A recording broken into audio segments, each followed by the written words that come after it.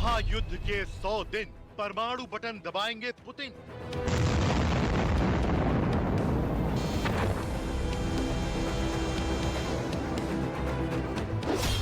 Putin का बढ़ा क्रोध, अब नेटो से लेंगे प्रतिशोध।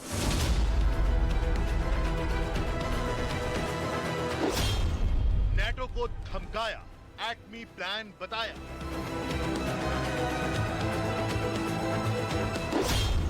अमेरिका रूस में आर पार, छिड़ेगा वर्ल्ड वॉर।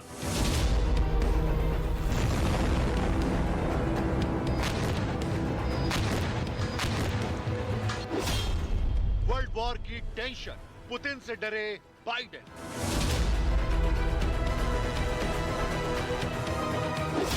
पुतिन की मजबूरी, न्यूक्लियर अटैक कितना जरूरी।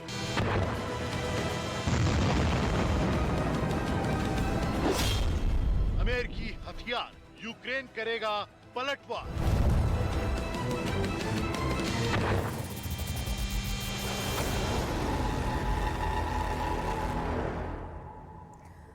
रूस यूक्रेन जंग का आज 100वां दिन है।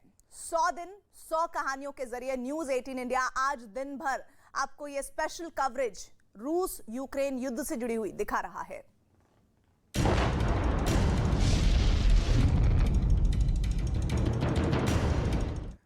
यूक्रेन की धरती पर चल रही इस जंग में रोजाना चौंकाने वाली खबरों का पर्दाफाश हो रहा है। इसी कड़ी में यूक्रेन की तरफ से बेहद सनसनीखेज दावा किया गया है। दावा है कि यूक्रेन की 500 से ज्यादा सैनिकों ने हालात से डरकर जंग लड़ने से इनकार कर दिया है।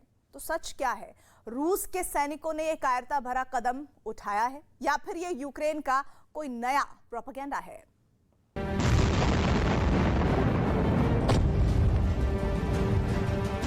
लेकिन वो कुछ नहीं कर सकते। पैराट्रूपर्स के कमांडर जो अभी युद्ध के मैदान में हैं, उन्हें जल्द से जल्द ले जाने के लिए कह रहे हैं। वो या तो मौत के मुंह में जा रहे हैं या फिर युद्ध के मैदान में सलाखों के पीछे।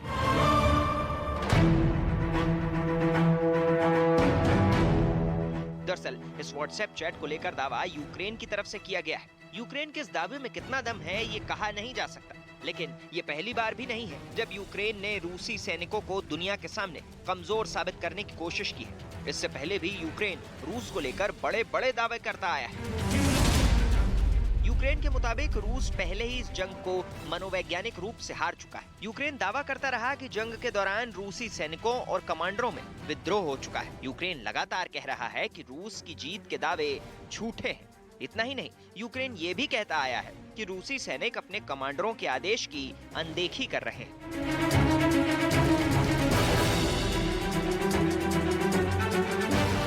यानी रूस को लेकर यूक्रेन जो भी दावे कर रहा है, जमीन पर उसकी हकीकत कुछ और भी हो सकती है, क्योंकि दोनों ही देश किसी भी कीमत पर जंग को अपने पक्ष में करना चाहते हैं।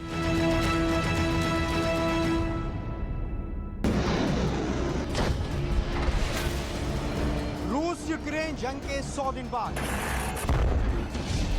यूक्रेन पर कहां है रूस का कब्जा, कहां हो रही है भीषण लड़ाई, बम, गोले और मिसाइल ने कितनी बदल दी यूक्रेन की तस्वीर। दिखाएंगे ग्राउंड जीरो से आज दिन भर 100 दिन 100 कहानियां।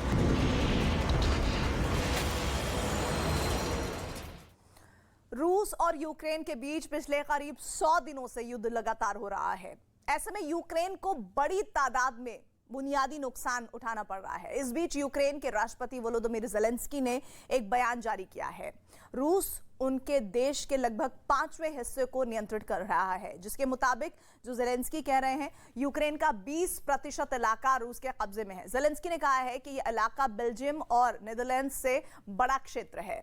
ज़ेलेंस्की के मुताबिक उन्हीं सैनिकों ने यूक्रेन के 3620 आबादी वाले इलाकों पर आक्रमण किया है। हालांकि यूक्रेन ने यह भी जानकारी आई है कि 1017 इलाकों को मुक्त भी करवाया है। ज़ेलेंस्की ने यह भी कहा है कि युद्ध की वजह से यूक्रेन के 50 लाख से ज्यादा लोग विदेश चले गए हैं। और महायुद्ध के इस 100 दिनों में दुनिया ने यूक्रेन से आई एक बढ़कर एक से बढ़कर एक गम, उससे तबाही और बर्बादी की खौफनाक तस्वीरें देखिए। आलम तो ये रहा है कि यूक्रेन के जिस भी शहर में गोलीबारी हुई है वहां आवाज थमती है गोलीबारी की तो एक दूसरी आवाज सुनाई देती है, वो है मातम की, जो दिल को दहला देती है। अब तक के 100 दिनों के यूक्रेन युद्ध में चारों तरफ फैली बर्बादी तबाही की उन तस्वीरों को देखिए जिन्हें देखकर आप भी कह उठेंगे कि यह शहर नहीं कब्रिस्तान है।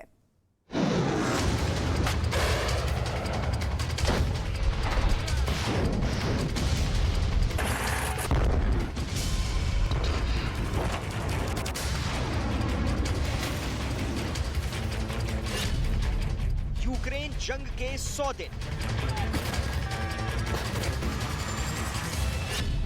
तबाही की तस्वीरें, मातम का मंजर।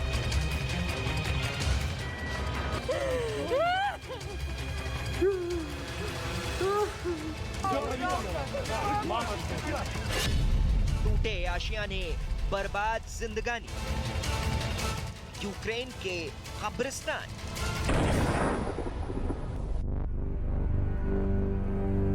यूक्रेन जंग के 100 दिन की दिल दहला देने वाली हकीकत का खौफनाक सच बस यही है कि 100 दिन पहले जो देश गुलजार हुआ करता था, आज वही गम, गुस्से, तबाही और बर्बाद हुई जिंदगानी का शोक मना रहा है।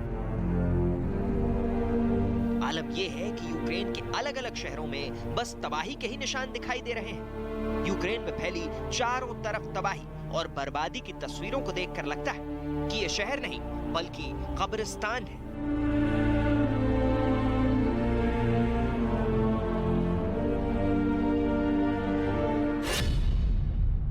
तबाही की पहली तस्वीर, मारियुपोल। आज हम आपको यूक्रेन जंग की उन खौफनाक तस्वीरों को दिखाएंगे जिन्हें देखकर किसी का भी कलेजा कांप उठे। ऐसी ही एक खौफनाक हकीकत का गवाह बना था यूक्रेन के मारियुपोल शहर का अजोवस्ताल स्टील प्लांट। ये वही अजोवस्ताल स्टील प्लांट है।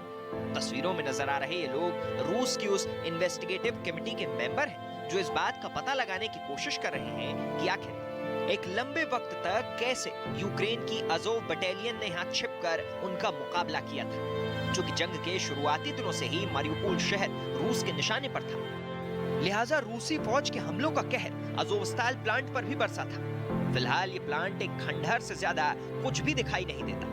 ऐसा माना जाता है कि इस स्टील प्लांट के नीचे करीब 2500 लोगों के रहने की व्यवस्था है। लिहाजा उसी का फायदा उठाकर अजोव बटालियन के लड़ाकों ने करीब 3 महीने तक रूस की सेना का मुकाबला किया। जमीन पर बिखरी गोलियों के खोखे इस बात की गवाही देते हैं कि स्टील प्लांट में किस कदर भीषण जंग हुई होगी।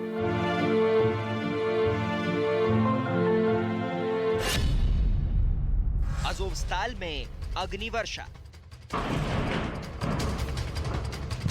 रूस अजोवस्ताल शहर को तबाह करने के बाद स्टील प्लांट पर कब्जा करने की पूरी कोशिश कर रहा था, लेकिन अभी तक वो अपने मंसूबे में कामयाब नहीं हो पाया था। 3 महीने की जंग के बाद अजोवस्ताल स्टील प्लांट में छिपे अजोव बटालियन के लड़ाकों का गोला बारूद खत्म हुआ तो उन्होंने रूस के सामने सरेंडर किया। लेकिन उन्हें सरेंडर के लिए मजबूर करने के लिए रूस की सेना ने जो तरीका अख्तियार किया था, उस तबाही की तस्वीरें देखकर दुनिया सहम गई थी। इस वीडियो को देखकर ऐसा लगा था कि अजोवस्ताल प्लांट पर अग्नि वर्षा हो रही है, लेकिन जैसे ही इन चिंगारियों ने जमीन को छुआ तो इनकी खौफनाक हकीकत पूरी दुनिया के सामने आ गई। दरअसल अजोव बटालियन के लड़ाकों से सरेंडर करवाने के लिए रूसी सेना ने अजोवस्ताल स्टील प्लांट कॉम्प्लेक्स पर MZ-21 रॉकेट दागे। MZ-21 एक रॉकेटनुमा हथियार है जिसके अंदर कई छोटे छोटे मगर बेहद खतरनाक बम होते हैं। MZ-21 हवा में फटता है और उसके बाद आग बरसती चिंगारियां जमीन पर गिरती हैं और इन चिंगारियों की जद में आने वाली हर चीज जलकर राख हो जाती है।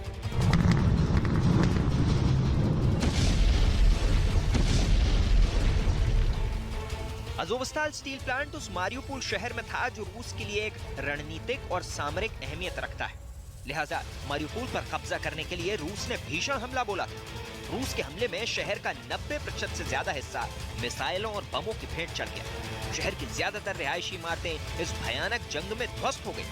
दावा है कि शहर पर कब्जे के बाद जब पुतिन की सेना ने जंग में तबाह हुई इमारतों से मलबा हटाने का काम शुरू किया तो उन्हें एक रिहायशी इमारत के बेसमेंट में 200 से ज्यादा शव पड़े मिले, लेकिन रूस के सैनिक उन शवों को वहीं छोड़कर चले गए थे। मारियुपोल में मातम। मारियुपोल पर कब्जा करने के लिए पुतिन ने अपने सबसे वफादार और सबसे खूंखार चेचन कमांडर रमजान कादिरोव को भी जंग में उतार दिया था। दावा है कि चेचन लड़ाकों ने पुतिन के सैनिकों के साथ मिलकर यहां अपना सबसे बेरहम चेहरा दिखाया। उन्होंने शहर के लोगों पर ऐसा कहर बरपाया जिन्हें याद कर लोग आज भी कांप उठते हैं। यूक्रेन ने आरोप लगाया कि शहर पर कब्जा करने के दौरान रूसी सेना ने हजारों लोगों का कत्ल करवा दिया। यूक्रेन का यह भी आरोप है कि रूसी सेना ने मारियुपोल में जानबूझकर रिहायशी इमारतों को निशाना बनाया और वहां रहने वालों को मलबे में मरने के लिए छोड़ दिया। यही नहीं, यूक्रेन की सरकार ने दावा किया कि 3 महीने तक चली भीषण जंग के दौरान मारियुपोल में कम से कम 22,000 नागरिक मारे गए। 16 मार्च 2022 की तारीख को दुनिया कैसे भूल सकती है, जब मारियुपोल से एक ऐसी खबर बाहर आई जिसे सुनकर पूरी दुनिया कांप उठी थी। दरअसल यूक्रेन रूस युद्ध के बीच मारियुपोल के Donetsk academic regional drama theatre पर 16 मार्च को रूस ने एक हवाई हमला किया। इस हमले में शहर के 600 नागरिक मारे गए थे। करीब 1200 लोगों ने रूसी हमलों से बचने के लिए इस थिएटर में शरण ली हुई। यूक्रेन का आरोप है कि रूस के हवाई हमलों से बच्चों को बचाने के लिए थिएटर के बाहर पेंट से चिल्ड्रन लिखा हुआ था, लेकिन बावजूद इसके रूस ने इस थिएटर पर हवाई हमला कर इसे एक कब्रिस्तान में तब्दील कर दिया था। तबाही की दूसरी तस्वीर, बुचा।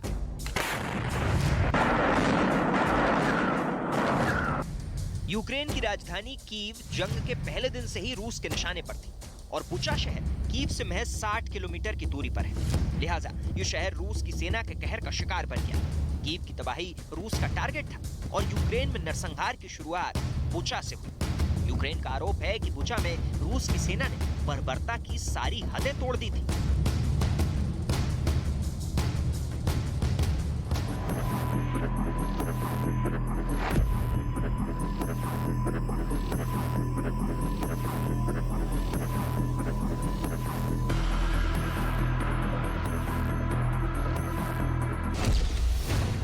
बुचा में बर्बरता। यूक्रेन के बुचा शहर में रूस की सेना ने ऐसी तबाही मचाई थी जिसकी तस्वीरें देखकर लोग आज भी कांप उठते हैं। बुचा शहर से रूस की सेना के जाने के बाद शहर में चारों तरफ फैली लाशों की तस्वीरों ने दुनिया को झकझोर कर रख दिया। रूस की सेना के बुचा शहर से खदेड़ दिए जाने के बाद शहर से दिल दहला देने वाली तस्वीरें बाहर आई थी। एक हंसता खेलता शहर कब्रिस्तान में तब्दील हो चुका था। शहर में जगह जगह फैली लाशों के हाथ पैर बंधे थे, जो रूस की सेना की हैवानियत की खौफनाक हकीकत बयां कर रही थी। खासकर महिलाओं की लाशें देखकर ऐसा मालूम पड़ रहा था कि उन्हें यातनाएं देकर मौत के घाट उतारा गया है।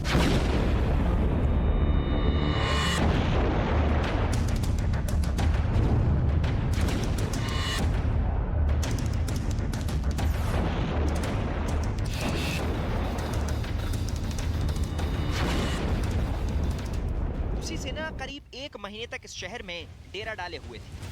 बुचा के मेयर के मुताबिक रूसी सैनिकों ने शहर के 400 लोगों को बड़ी ही बेरहमी से मौत के घाट उतारा था। सोशल मीडिया पर बुचा नरसंहार की कई तस्वीरें वायरल हो गई थी।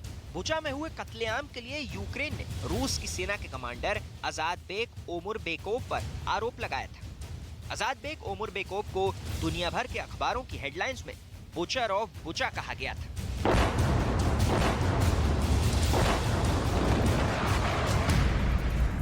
यूक्रेन का आरोप है कि बुचा शहर में रूस के खूंखार चेचन सैनिकों ने ऐसा कोहराम मचाया था कि इंसानियत भी शर्मसार हो गई थी।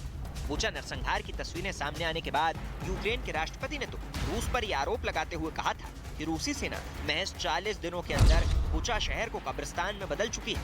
रूसी सेना के बुचा से जाने के बाद जब ज़ेलेंस्की बुचा आए तो शहर में फैली लाशों को देखकर वो भी अपने आंसू नहीं रोक पाए थे। रूस ने यूक्रेन के बुचा नरसंहार के आरोप को उसके खिलाफ एक प्रोपेगेंडा करार दिया था। तबाही की तीसरी तस्वीर, खार्किव। कीव और मारियुपोल की ही तरह यूक्रेन का दूसरा सबसे बड़ा शहर खार्किव जंग के शुरुआती दौर से ही रूस की सेना के टारगेट पर था। रूस की सेना 100 दिन से खार्किव के किले को भेदने की पूरी कोशिश कर रही है, लेकिन अभी तक वो इसे भेदने में नाकाम रही है। लेकिन 100 दिन की जंग ने इलाके का नक्शा बिगाड़ के रख दिया है। यहाँ भी यूक्रेन के दूसरे शहरों की तरह ही चारों तरफ तबाही की तस्वीरें नजर आ रही हैं। खार्किव में बर्बादी। खार्किव भी रूस की मिसाइलों के टारगेट पर है। रूस की सेना और सैकड़ों तोपें खार्किव शहर पर बर्बादी का बारूद बरसा रही हैं। आलम यह है कि यूक्रेन का ये खूबसूरत और दूसरा सबसे बड़ा शहर आज जंग की वजह से खंडहर नजर आता है। 3 महीने की जंग के बाद रूस की सेना खार्किव के 30% इलाके पर कब्जा कर चुकी है, लेकिन राष्ट्रपति ज़ेलेंस्की का कहना है कि वो रूस के कब्जे से यूक्रेन के हर शहर को आजाद करवाएंगे। 30 मई को यूक्रेन के राष्ट्रपति ज़ेलेंस्की अचानक खार्किव के वॉरफ्रंट पर नजर आए। उनका मकसद खार्किव में रूस की सेना का मुकाबला कर रही यूक्रेन की फौज का हौसला बढ़ाना था।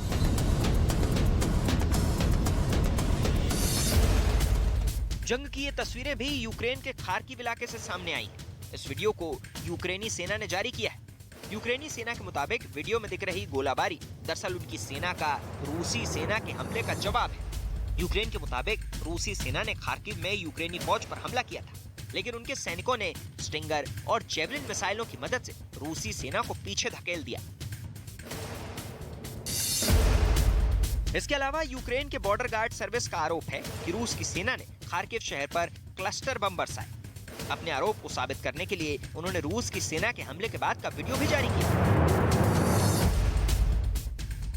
जब तक रूस और यूक्रेन के बीच जंग जारी रहेगी, यूक्रेन के अलग अलग शहरों के कब्रिस्तान बनने की तस्वीरें यूं ही सामने आकर पूरी दुनिया को डराती रहेंगी।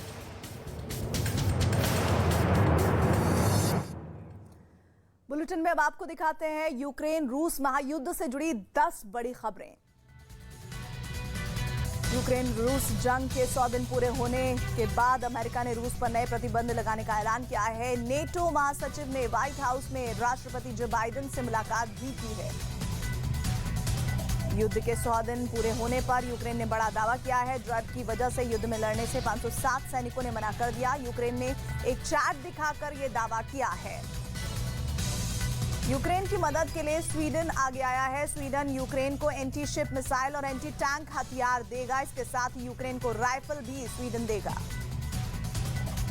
पुतिन पर अमेरिकी अखबार ने बड़ा दावा किया है। अमेरिकी खुफिया रिपोर्ट के मुताबिक मार्च में पुतिन की हत्या का प्रयास किया गया था। साथ ही रूस के राष्ट्रपति पुतिन का अप्रैल में कैंसर का इलाज कराया गया। युद्ध के 100 दिन पूरे होने पर यूक्रेन ने एक और दावा किया है। यूक्रेन की सेना ने रूस के टैंक को ध्वस्त करने का वीडियो जारी किया है। जंग में यूक्रेन अब और मजबूती से लड़ रहा है। यूक्रेन ने सतह से हवा में मार करने वाले मिसाइल सिस्टम को तैनात किया है। मिसाइल सिस्टम ने रूस के टोही ड्रोन और एक क्रूज मिसाइल को मार गिराया। यूक्रेन सेना ने रूस के बंधक बनाए 2 सैनिकों का वीडियो जारी किया है। इस वीडियो में रूस के सैनिक डरे हुए नजर आ रहे हैं। यूक्रेन ने रूस पर एक बार फिर बड़ा आरोप लगाया है। रूस ने 100 से ज्यादा अस्पताल तबाह कर दिए हैं। साथ ही 11 डॉक्टरों को मारने का भी आरोप लगाया है। ज़ेलेंस्की ने हथियार देने पर जो बाइडेन को धन्यवाद कहा। अमेरिका ने मिसाइल समेत कई हथियार यूक्रेन को दिए हैं। साथ ही बाइडेन ने यूक्रेन को एडवांस रॉकेट आर्टिलरी सिस्टम दिए जाने का भी ऐलान किया है। यूक्रेन की सेना ने रूस के ठिकानों पर बमबारी करने का वीडियो जारी किया है। इस वीडियो में रूस के ठिकानों को काफी नुकसान हुआ है। बड़ी खबर इस वक्त आ रही है। कश्मीर सुरक्षा पर अमित शाह की हाई लेवल बैठक खत्म हो गई है। जम्मू कश्मीर की बैठक में केंद्रीय गृह मंत्री का कड़ा रुख दिखा है। कश्मीरी हो या नॉन कश्मीरी, सुरक्षा के कड़े इंतजाम किए जाएं। स्थानीय लेवल पर खुफिया और सुरक्षा दायरा बढ़ाए जाने की बात की गई है। आतंक फैलाने वाले लोगों से सख्ती से निपटा जाए, ये साफ ताकीद कर दी गई है गृह मंत्री की तरफ से। किसी भी कीमत पर ऐसे लोगों को बख्शा ना जाए। कश्मीर में ऐसे इलाकों को चिन्हित किया जाए जहां इस तरह की वारदात हो सकती है। गृह मंत्री को बैठक के दौरान वहां कहा गया है, ये जानकारी तमाम साझा हुई है कि इस पूरे मामले में एंटी टेररिज्म ग्रिड पूरी तरह से एक्टिव है। तो ये जानकारियां सामने आ रही है जो इस बैठक के बाद नजर आ रही है, जिसमें लगातार एक साफ संकेत तो दिख रहा है कि वहां पर जो कश्मीरी हैं, गैर कश्मीरी हैं, जिनको लगातार टारगेट किया जा रहा है, उनको लेकर सुरक्षा और ज्यादा कड़ा करने की बात कही गई है। अमित पांडे हमारे साथ, हमारे सहयोगी इस खबर पर जुड़ रहे हैं। अमित, और क्या डिटेल्स है, जरा बताएं।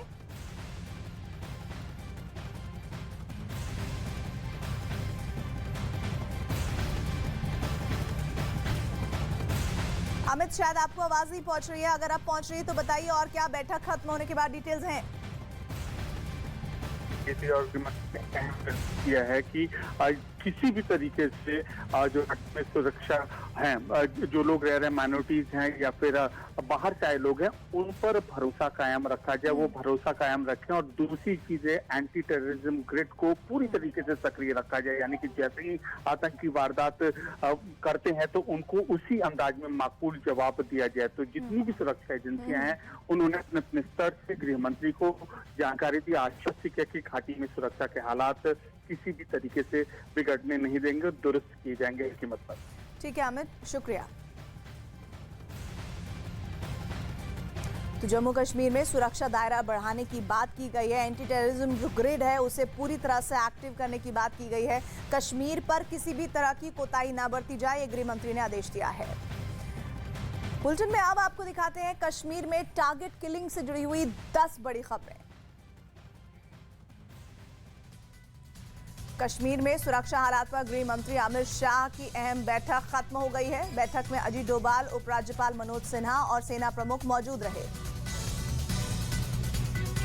सरकार ने हिंदू पंडितों की सुरक्षा का वादा किया। कहा, बड़े टारगेट में असफल हो रहे आतंकी हताश हो रहे हैं और टारगेट किलिंग कर रहे हैं।